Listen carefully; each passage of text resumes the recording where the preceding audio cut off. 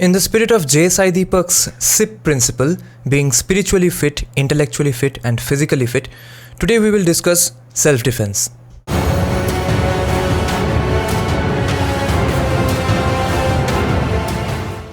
Hi guys, today let's talk about self-defense. Remember, the first rule of self-defense is to run away. Your legs are your first self-defense. Get away from the situation, get away from the confrontation. Now, if something's happening on the road, it's easy. Someone's coming to fight you, some crazy guy is fighting somebody else. Never get into the situation for no reason. If someone is stronger and beating up a weaker person, then you must get into it. If two equally strong guys are fighting, don't get into it. Because the problem with street fighting is if one punch falls on your face and you by chance get knocked down and hit your head on the footpath, you are done. You are either dead or you are paralyzed, or you forget everything for the last 16 years. And if something happens to you at home, then it's a different question altogether. Now, if someone attacks you on the road, even then your first self-defense should be to run away, to get away from the situation. If someone comes and threatens you, like points a knife or gun at you and says, give me your watches and stuff, obviously you give your stuff and get away, because the first job of self-defense is to get you safely to home. Therefore, you run away and get away from the situation and get to home. Now, we come to two situations now where running away might not be an option. Whether you might be handicapped, whether you have some problem with your leg, or you are at your home, or that getting away from the situation or running away from the situation has not actually worked because maybe the guy got to you. So in this situation, your first and foremost self-defense should be a gun. Now in India, gun laws are a joke. See, there's a slogan in USA because of their strong gun laws that when guns are outlawed, only outlaws have the guns. Which means when guns are made illegal, only people who are into illegal activities, only they will have the guns. Which obviously, as Indians, we know it. In India, not one criminal from one local small-time goon of some local small party leader, he has a gun, and everyone else, a bigger criminal, has a gun. If a criminal is even bigger and even richer, he has personal security guard who have guns. Only people who don't have guns in India are law-abiding citizens, or law-abiding citizens who don't have any contacts in the Indian army. Because in order to get a gun license, you have to have some sort of political backing, or you have to have some sort of family member who has served in the Indian armed forces. Other than that, it's 99% or it's almost impossible to get a gun license in India. Because you will be rejected by your local district magistrate, and then you'll have to sue your district magistrate. It's even advised that if you are trying to apply for a gun, you have to first hire a criminal lawyer or any good lawyer, so that he writes the letter appealing to the district magistrate. Otherwise, you'll never get a gun. And the second point is that the ordnance factory guns that we get are the 1960s Amitabh Bachchan guns, Dhishkyao, 6 bullets and all. Those are the only guns available, and they are not even worth the money. I think the only good gun I've seen in the ordnance factory is the 12-bore pump-action shotgun. But even you can't carry that around anywhere, it's this big. So for self-defense, those guns hardly work out, and you can't even buy any good gun. But even then, even if you are ready to buy those guns, you can't actually get them legally. Now, the second funny thing is that you'll have to go to the local police station for training, in which case the local police will know exactly who has a gun. So if a riot is happening and the local police or the local party is in cahoots with the rioters, you are screwed, because the local police will know that guy has a gun. Go take the guy's gun. I've heard of some laws that if some riot is happening, if some 144 section is applied in the area, I think the police is supposed to tell you that you have to submit your gun to the local police station because the situation is tense. So I don't know what's the point of the gun anyway. So best of luck to you if you have the patience to sue the district magistrate, go to the local police station for training, considering, imagining if they have the great skills at all to teach you. It would be better to go to some gun range and learn from actual experts. And or if you have some army officers in your family, then best of luck to you. Hope you get a gun. But this video will be about what to do in a situation when you don't have a gun, which is the most common situation in India. Now, there are two options in how to confront people in a physical combat. That is, either you beat up the person or you neutralize the situation. Now, in this situation, most people who know something of combat sports and physical combat self-defense, they will recommend to you either boxing or Chinese martial arts, karate and stuff. Now, Chinese martial arts are absolutely meaningless, and that might be disrespectful to all of you because a lot of you might have learned karate as a kid. Why that won't work, I'll come to that later, but boxing is legit. But why I won't prefer boxing, let me first get to that. Boxing or Muay Thai are all striking arts or striking combat arts, because you kick in Muay Thai, you hit a person with an elbow, you punch a person, and in boxing you just punch. All these situations, all these martial arts, the problem is they escalate the violence, escalate the tension in the situation. So he hits you, you hit him back, you hit him, then he hits you. So the fight goes on and goes on until either someone stops the fight or one of you gets to the footpath and hits their head and dies or gets paralyzed. And if you are the person who is dead, then it's end of the story. Your family members will suffer. But if that person hits his head on the footpath, your life is screwed legally anyway. So based on that notion, I really reject the idea of using boxing as your primary martial art for self-defense. Boxing can be as the secondary martial art, boxing or Muay Thai or any striking art. The primary martial art that you must learn today in India is Brazilian Jiu-Jitsu, which wasn't even available for learning even 3 or 4 years back. But there are great centers in Bangalore, Mumbai, Delhi, even Kolkata, and Northeast definitely. But other than that, the smaller cities I don't know as much yet. There are probably some great centers in Rajasthan as well.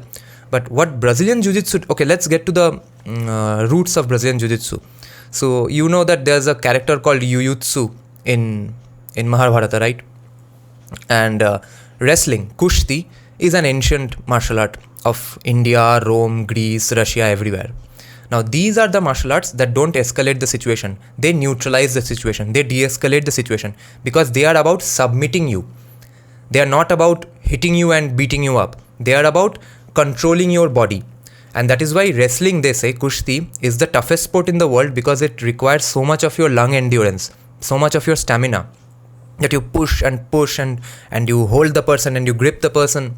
All that is required in wrestling. Now, there was another ancient sport which was essentially associated with wrestling, and we don't really know that did they do purely wrestling, or maybe they did the purely wrestling just for their ancient Olympic sports and just for gladiator kind of fun stuff, fun entertainment shows, or did they actually go ahead and do pancration. This sport called pancration was the ancient version of MMA, mixed martial arts, where you use boxing, Brazilian Jiu-Jitsu, Muay Thai, wrestling, and kickboxing. What that means is you both use grappling, you hold the person, you control the person, you squeeze the person, as well as beat him up. Now that was called pancration. Maybe that got watered down to Kushti because you can't practice pancration or hitting someone all the time because headgears were not common. If you practice getting hit all the time, you're done, your life is screwed. So it's better to practice Kushti and maybe train with striking arts only once in a while, once in a week perhaps. But now that we have headgears, you can learn MMA even every day. But Brazilian Jiu-Jitsu essentially stems from grappling. It comes under the category of grappling. Grappling means anything that where you push around people. So wrestling and Brazilian Jiu-Jitsu come under grappling. Now Jiu-Jitsu in Japan was a little different. It was more flowy, it was more movie-like, but it was effective sometime, but we don't know that past is gone. But later parts of Jiu-Jitsu in Japan became more Chinese-like, where it was all beautiful movements and dance choreography. But one Jiu-Jitsu artist, Jiu-Jitsu fighter, went to Brazil and met members of a family called Gracie family. And the Gracie families, whoever was a guy alive back then, Carlos Gracie probably, or Helio Gracie, probably Carlos Gracie. He learned that Jiu-Jitsu from that person, and he modified it in his own way and involved a lot of yoga and their versions of yoga. They call it Ginástica Natural, and then animal flow, where you move around like an animal, because that's the most healthiest way to move around. The moment we started standing on two legs, that's when all our posture went to hell. But that's how we started building stuff with our hands. So that was a trade-off we had to do as humans. But that's how he created Brazilian Jiu-Jitsu. And Brazilian Jiu-Jitsu's main cornerstone is breaking or attacking joints or choking you and putting you to sleep, making you faint. That is the best way to handle a street confrontation, because you have no weapons. You don't want to beat up the person and make him bleed or create a mess or kill him accidentally by hitting him on the footpath. In Brazilian Jiu-Jitsu, you work with the joints of the body. You either get hold of his wrist or you get hold of his shoulders and twist it that way. Many other ways to do it. You have to learn that with a proper guy. Or you get to his neck and choke him and put him to sleep. That's why Brazilian Jiu-Jitsu is absolutely beautiful.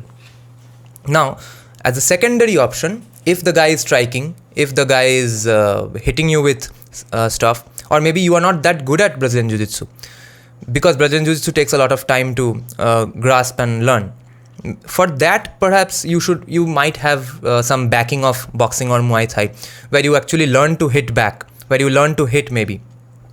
Just for a plan B, boxing or Muay Thai needs to be learned. But your primary training should be in Brazilian Jiu-Jitsu. Now, there's a belt system in Brazilian Jiu-Jitsu as well. You start out as a white belt, then you become a blue belt, then you become a purple belt, and there are stripes as well. So what level of white belt you are, or what degree of how good a blue belt you are, even that's designated by the number of stripes you have on your belt, which are only given by a black belt himself. Now, in India, we don't have any black belts. I think there's one black belt in Delhi, but I don't know if he's legit or not. I can't be sure. Maybe he's legit, but he doesn't train too many people. He only trains for some government functions and stuff, or some celebrities once in a while. There was some great Brazilian Jiu-Jitsu scenes in RRR, where there was an armbar scene. Even in Uri, there was an armbar scene. I can't explain it here. Now, that guy might be able to teach some people, but he doesn't teach anyone. Everyone else in India is a blue belt, but there are stripes. One stripe blue belt, two stripe blue belt. Those are the terms. And then you have brown belt after purple belt, blue, purple, brown, and then you have black, and after black you have red belts. The color for red is something else. I'm forgetting right now, but that red belt is only 12 or 13 people in the world have had up till this day, because that involves a lifestyle as well. You can't be just a random asshole and have a red belt. Coral belt, yeah, it's called a coral belt.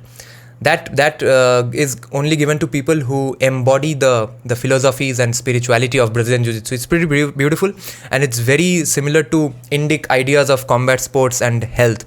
I don't know how it got there. Someone has to do some research on that, but it exists. If you study and learn Brazilian Jiu-Jitsu, you will notice how Indic in nature it is. Now, coming to the question of why Brazilian Jiu-Jitsu and not Chinese martial arts. See, there are a number of problems with Chinese martial arts. First of all, by Chinese martial arts, we think of Bruce Lee. The problem with Bruce Lee is we don't know if he was actually a good fighter or not. He is an actor whom we have only seen in movies. Why should I learn fighting from an actor? Just because he moves around in the air very good. Why not Jackie Chan then? Why not Vidyut Jamwal then? Are they going to open martial arts classes? Then tell me what kind of a martial arts course gives a black belt to 13 and 14-year-olds?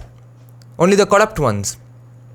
15-year-olds, 14-year-olds roaming about with black belts. Why? Because if they don't give the black belt, that guy will be taken by his parents to another class next door who will give him the black belt.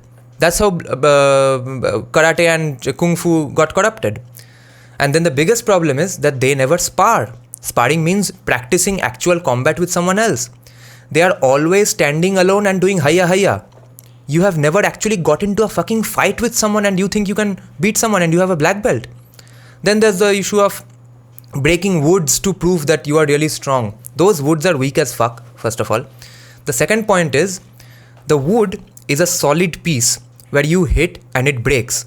It's tougher to hit someone whose body is not as hard as a wood, because that will absorb your strike. So you have to use more pressure and apply more force, because that force is being absorbed by the human body, and you have to break that body even then. But but with wood it's easier because it's a soft texture, but internally it's a weak overall material, so you break it pretty easily. So there's no way to judge a karate contest. And when they do spar for the black belt shows in front of their parents and all, it's all choreographed. It's a complete beginning to end a choreographed scenario where the opponent falls when gotten hit. Even in last Olympics, just 1 or 2 years back, one guy got defeated. He got knocked the fuck out, and he got the gold medal because apparently the opponent was breaking the rules. He was not allowed to hit him in the face. There are so many rules, so many ways to not hit a person. Those are the rules of Chinese martial arts, that don't hit him this way, don't hit him this way. Are you going to follow those rules in the street? So there's no way you can apply Chinese martial arts in the street. And the next issue is, even in China, no one uses their kung fu and karate in the real world. Have you seen any Chinese street fight where they are going hiya hiya hiya? Whatever you see, those are all choreographed for making it look cool. When the Chinese soldiers were fighting, did you see them going hiya hiya? They were all going around beating up people like a random neighborhood fight. So where did their thing go? It's called sando or sanda. That's the martial art they actually train their soldiers in. They made kung fu and karate for the rest of the world to make them stupid, to learn from Bruce Lee, and they themselves teach their soldiers sanda. That's so blatantly a corrupt system. And then we come to even Indian martial arts, like Kalaripattu. Remember, any martial art, any combat sport that looks beautiful, that looks good as if it's a dance form, will never work in the street. Fighting, combat sport is a brutal affair. Remember this. That's why WWE looks so much fun to watch, because it's fake. Because everyone is hitting because it's planned, and the person who is getting hit as an act of fake acting. That's why when WWE fans start watching MMA for the first time, or a Bollywood or Hollywood action movie lover watches MMA for the first time, they think it's boring. That was the same case with me, because I am used to hearing loud noises, bum hitting the ground when one falls down, and getting thrown away at one hit. None of that happens in MMA, because MMA is an actual combat sport. Because if a hand hits your face, you don't fly away 5 feet. Your face hits here. But you think that hit didn't make an impact, but it did. You just didn't see it as much. The pain is the same. So fighting is a brutal, grisly, gritty concept. If a combat sport looks beautiful, it's fake, or it has been watered down to make fake, as has been the case of Kalaripattu. It must have been a great martial art when it was being practiced in the ancient times, but since the British destroyed all martial traditions, then it became a dance form. Now it's essentially a dance form. You fly around in the air with a stick. When have you ever seen a fight breakout where someone's dancing around in the air? You will never be able to defend yourself if you learn Kalaripattu. It's great for fitness and stamina, etc., but not for actual combat sport. You have to learn Brazilian Jiu-Jitsu or MMA, or specifically boxing. MMA involves all the martial arts, so it would be great if you learn that. But Brazilian Jiu-Jitsu should be your first and foremost priority. Now, all this is for the street. What do you do at home? For street, you have to use Brazilian Jiu-Jitsu or MMA because you can't use a gun, nor can you use any other weapon. Even swords or machetes, you need licenses, and all those licenses are impossible to gather. But for home, I have 2 suggestions. You can keep a knuckle duster at least. So even if you are doing Brazilian Jiu-Jitsu, you can hit the person and at least break the person's face. So at least it's the situation is neutralized. Knuckle dusters are very easily found on Amazon, where Bagh Nak, I think it's called in Hindi. Even in Bengal, it's called Bagh Nak. So it's called meat gnasher or something. It's also used for breaking down meat that you buy, for grounding meat. So you can keep one of those at home, and you can keep an axe. It's about this big. It weighs about hardly 500 grams, 20 ounces it costs. Even the ones available in Amazon, those are pretty sharp. Those should be at your home for self-defense. But remember, all those should be used as secondary or tertiary, third option. First option should be Brazilian Jiu-Jitsu. Second option should be striking them. If at all you are ending up striking them, make sure you have some weapon for the third option, so that if you hit and it doesn't work, then if it comes to life saving situations that either you get killed or your attacker gets killed, then make sure you use those weapons. And since I'm being kind of disrespectful towards Chinese martial arts and Bruce Lee, I must clarify some things. That Chinese martial arts might be a great gateway drug for you to get into real martial arts. Because remember, a lot of MMA fighters, even the greatest of all time, George St. Pierre, he was a fan of Bruce Lee. He even knows Kung Fu and Karate. But he does not depend on Kung Fu and Karate for winning MMA matches. He actually knows all other MMA combat sports inside out. That's how he got into martial arts, because he learned Kung Fu and Karate when he was in school. Because when Bruce Lee became famous, everyone all around the world started getting their kids into Kung Fu and Karate. But what Kung Fu and Karate is, it's a fake dance choreography art form. And now it's even worse, where 12 and 13-year-old kids are getting black belts, and people with like local neighborhood uncles with gigantic pot bellies are teaching young girls Hayya Hayya, and they think that Hayya Hayya is going to save those young girls in a street situation. It's never going to happen. You have to learn proper combat sports. And there's one other martial art that needs to be talked about in this context, that's a lot of people are learning these days, especially in Mumbai, Bangalore. It's called Krav Maga. Now, my only problem with that is that Krav Maga is the main martial art used by the Israeli Defense Forces. And I know it's very good because the Israeli Defense Force is very good, and I have seen them practice Krav Maga.